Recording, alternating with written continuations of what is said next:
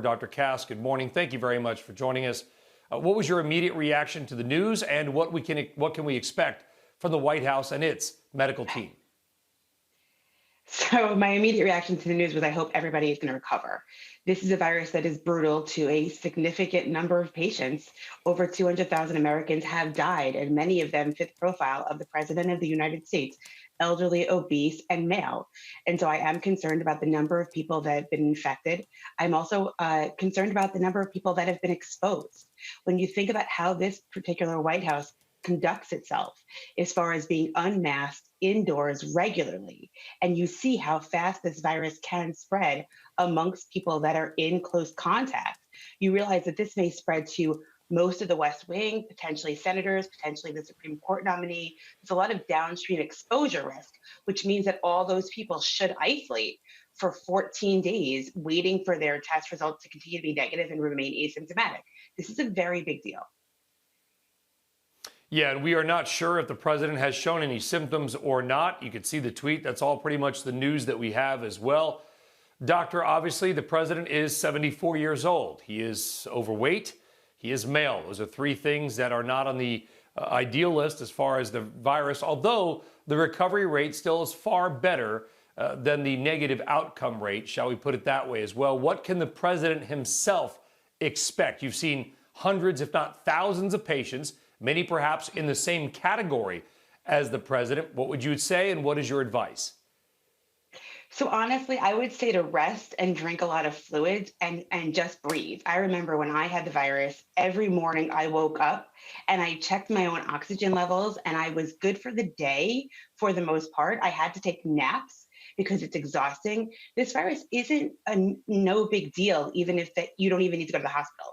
It does have a toll on your body. A lot of people just have really flu-like symptoms, myalgias, shortness of breath, a cough, and those are symptoms that you get through. But you do need to take care of yourself.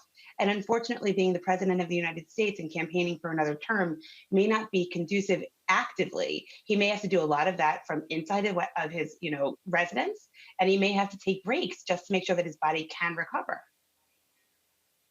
We've seen his team and his schedule the last couple of days, Dr. Kass. I would imagine the contact tracing on this has got to be extremely extensive. Yeah, I mean, that's very concerning to somebody like me who thinks about when I got the virus, I thought immediately back to who I had exposed, even my own husband. And there was a handful of people, less than five, because we had been conducting ourselves with social distancing and masking and really keeping ourselves apart. So there weren't many people at risk. Unfortunately, that's not the case. We're now thinking back to the debate, and if Chris Wallace and the vice president were exposed, if anybody sitting in the audience was exposed, what happened at the fundraiser yesterday. There's a lot of people that have real concern that they are going to have to isolate, put their lives on pause for a while, and continue to get tested. 7.4 million cases, and thankfully, majority of those cases had an extremely positive outcome as well. Millions have recovered. What would be the best possible timeline here, Dr. Kass? So the best possible timeline for anybody that knows they have this virus is to be isolated for 10 days, remain asymptomatic. And the current CDC guidelines are that after 10 days from first symptom, you can come out of isolation.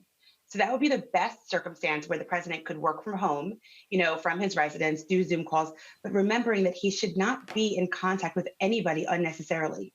You would really limit it to his healthcare staff and potentially his wife, only because she's also already positive. But there should be very, very few people seeing the president in person over the next 10 days. Shepard Smith here. Thanks for watching CNBC on YouTube.